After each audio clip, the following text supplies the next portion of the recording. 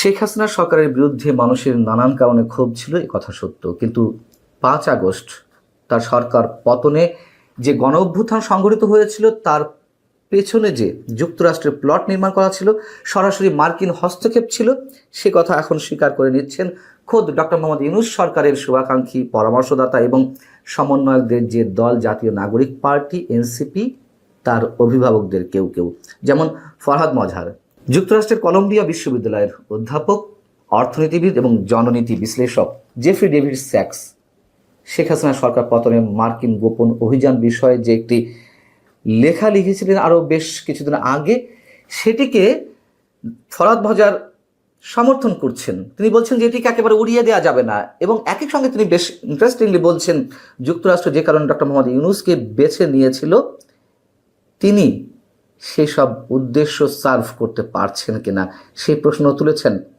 বেশ মজার বিষয়। আমি ফরহাদ মজহার সম্পর্কে শেষের দিকে আসছি, তার আগে জেফ্রি ডেভিড স্যাক্স যেই লেখাটি লিখেছিলেন, সেই লেখাটি সম্পর্কে একটু বলে নিই। তার লেখার শিরোনাম ছিল the very strong evidence of the US role in toppling the government of Imran Khan in Pakistan raises the likelihood that something similar may have occurred in Bangladesh. অর্থাৎ পাকিস্তানে ইমরান খান সরকারের পতনে যুক্তরাষ্ট্রের যে ভূমিকা ছিল, ঠিক একই ধরনের ভূমিকা বাংলাদেশে শেখ হাসিনা সরকার পতনের ক্ষেত্রে দেখা গেছে প্রমাণ সাপেক্ষে। তিনি তার লেখাতে বলছেন, এই লেখাটি হয়তো অনেকের পড়া নেই, জানা নেই, সেই কারণে অংশবিশেষ তুলে ধরতে চাই। তিনি বলছেন, দক্ষিণ এশিয়ার 2 সাবেক প্রধান নেতা, তাদের সরকার পতনে যুক্তরাষ্ট্রের গোপন অভিযান চলেছে। তাদের মধ্যে একজন পাকিস্তানের ইমরান খান, আর একজন হচ্ছেন বাংলাদেশের সাবেক প্রধানমন্ত্রী শেখ হাসিনা। এবং দুটি ঘটনা একই রকম। তিনি যেভাবে বলার চেষ্টা করছেন যে পাকিস্তানের ক্ষেত্রে যেটি ঘটেছে, যুক্তরাষ্ট্রের দক্ষিণ ও মধ্য এশিয়া বিষয়ক সহকারী পররাষ্ট্রমন্ত্রী ডোনাল্ড লু 2022 সালের 7 মার্চ যুক্তরাষ্ট্রে পাকিস্তানে নিযুক্ত যে রাষ্ট্রদূত আসাদ মজিদ খানের সাথে দেখা করেন, এবং দেখা করে তিনি বলেছিলেন যে সতর্ক করে দিয়েছিলেন রাশিয়া এবং ইউক্রেন সম্পর্কে মিস্টার খানের যে আক্রমণাত্মকভাবে নিরপেক্ষ অবস্থান, সে কারণে ইমরান খান পাকিস্তান মার্কিন সম্পর্ককে হুমকির মুখে ফেলছেন। এবং লু এ কথা জানিয়ে দিয়েছিলেন যে তার সরকারের বিরুদ্ধে যদি অনাস্থা আনা হয় পার্লামেন্টে, তাহলে তার মতো যারা সরকারি কর্মকর্তা পাকিস্তানে রয়েছেন অথবা যুক্তরাষ্ট্রে রয়েছেন, তারা নিরাপদ থাকবেন, অন্যথায় ভয়ঙ্কর কিছু হতে পারে।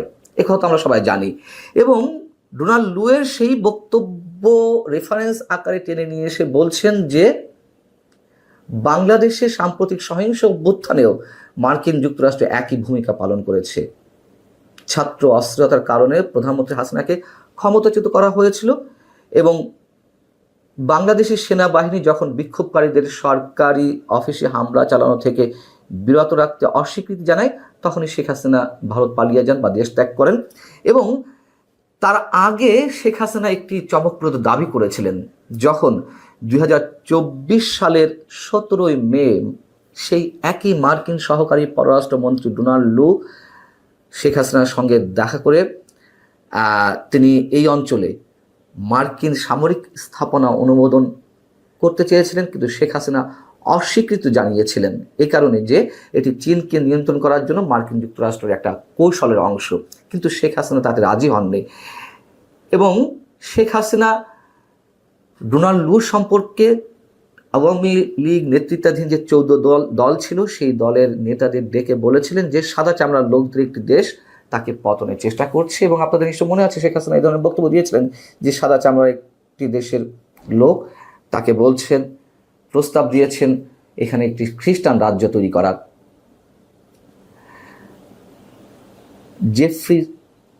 জেফ্রি স্যাক্স বলছেন যে কিন্তু শেখ হাসিনা তিনি জোটের নেতাদের সামনে বলেছিলেন তিনি কারোর সঙ্গে আপোষ করতে চান না। ইমরান খানের মতো শেখ হাসিনাও নিরপেক্ষতার বৈদেশিক নীতি অনুসরণ করেছিলেন, যার মধ্যে কেবল মার্কিন যুক্তরাষ্ট্রের সাথেই নয়, চীন ও রাশিয়ার সাথেও গঠনমূলক সম্পর্ক ছিল, যা মার্কিন সরকারকে গভীরভাবে আতঙ্কিত করেছিল। এবং হাসিনার যে অভিযোগ, তার সত্যতা প্রমাণের ক্ষেত্রে জেফ্রি ডেভিড স্যাক্স আরও কয়েকটি প্রসঙ্গ নিয়ে এসেছেন। তার মধ্যে একটি হচ্ছে বাংলাদেশ দুটি সামরিক চুক্তি স্বাক্ষর করতে বিলম্ব করেছিল বা অস্বীকার করেছিল, যেগুলো 2022 সাল থেকে মার্কিন যুক্তরাষ্ট্র খুব জোর দিয়ে চালিয়ে আসছিল। তার মধ্যে একটি ছিল জেসোমিয়া, অর্থাৎ general security of military information, যার মাধ্যমে বাংলাদেশকে ওয়াশিংটনের সাথে সামরিক সহযোগিতার জন্য আবদ্ধ করতে চেয়েছিল যুক্তরাষ্ট্র, এবং প্রধানমন্ত্রী হাসিনার সরকার স্পষ্টতই এতে স্বাক্ষর করতে অস্বীকৃতি জানিয়েছিলেন। এই জায়গায় এসে জেফ্রি ডেভিড স্যাক্স বলছেন যে যদি এই বিষয়ে মার্কিন কংগ্রেসে কোনো অভিযোগ জানানো হয় তাতে কোনো লাভ নেই, বরং এই বিষয়ে এগিয়ে আসা উচিত জাতিসংঘের। কারণ গোপন শাসন ব্যবস্থা পরিবর্তন অভিযান আন্তর্জাতিক আইনে স্পষ্টতই অবৈধ এবং বিশ্ব শান্তির জন্য অনেক বড় হুমকি। কারণ এগুলো জাতিগুলোকে গভীরভাবে অস্থিতিশীল করে তোলে এবং প্রায় যুদ্ধের মতন ভয়ঙ্কর কিছু সূত্রপাত ঘটায়, পাশাপাশি নাগরিক বিশৃঙ্খলার দিকে নিয়ে যায় সংশ্লিষ্ট রাষ্ট্রগুলোকে। তিনি বলছেন যে পাকিস্তান ও বাংলাদেশের ক্ষেত্রে জাতিসংঘের নিরাপত্তা পরিষদের উচিত প্রধানমন্ত্রী ইমরান খান এবং সাবেক প্রধানমন্ত্রী হাসিনার সরাসরি সাক্ষ্য গ্রহণ করা, যাতে এই দুই নেতার সরকার উৎখাতে মার্কিন যুক্তরাষ্ট্রের ভূমিকার প্রমাণ মূল্যায়ন করা যায়। এবং জেফ্রি ডেভিড স্যাক্স আরও একটি পরিসংখ্যান তুলে ধরেছেন যে যুক্তরাষ্ট্র 1947 সাল থেকে 1989 সাল পর্যন্ত এরকম গোপন অভিযান বিভিন্ন রাষ্ট্রের সরকার পতনের জন্য তারা অভিযান চালিয়েছে 64টি ক্ষেত্রে সফল হয়েছে। এর বাইরে আরও অনেক ধরনের অভিযান তারা পরিচালনা করেছে যেগুলো সফল হয়নি। এখন বলি ফরহাদ মজহার সম্পর্কে। ফরহাদ মজহার সমকালকে একটি ইন্টারভিউ দিয়েছেন বুধবারই, যেটি প্রকাশ হয়েছে।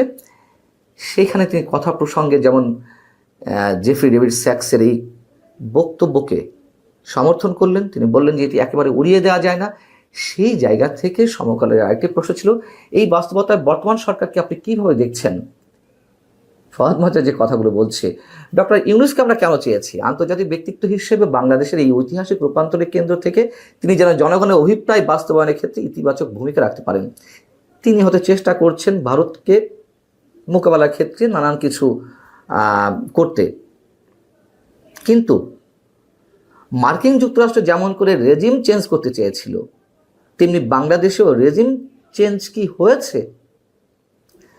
এই কথাটা উনি কি প্রমাণ করতে চাচ্ছেন, কি বলতে চাচ্ছেন?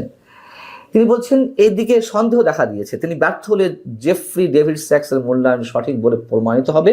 জেফ্রি স্যাক্স আমাদের গণ আকাঙ্ক্ষাকে উপেক্ষা করেছেন, মানে গণ অভ্যুত্থানের পিছনে যে যুক্তরাষ্ট্রের প্লট নির্মাণ করা ছিল, এই বক্তব্য উপস্থাপন করে তিনি গণ অভ্যুত্থানকে ছোট করে দেখতে চেয়েছেন, কিন্তু তার কথাটা পুরোটা মিথ্যা নয়। ফরহাদ মজহারদের তো অন্যরকম এজেন্ডা রয়েছে। সেই জায়গা থেকেও যে একেবারে যুক্তরাষ্ট্রের এই গোপন অভিযান, ডিপ স্টেটের খেলা, যেটি কলম্বিয়া বিশ্ববিদ্যালয়ের অধ্যাপক অর্থনীতিবিদ জেফ্রি ডেভিড স্যাক্স প্রমাণ সাপেক্ষে তুলে ধরার চেষ্টা করেছেন, সেটিকে অস্বীকার করতে পারেননি। অতএব প্রমাণ আরও মিলবে। সাধারণ মানুষ অংশ নিয়েছিল অভ্যুত্থানে, এ কথা সত্য, কিন্তু সাধারণ মানুষ জানতেন না যে এর পেছনে কি খেলা রয়েছে, এটাও সত্য। বারবার আমি একই কথা বলি।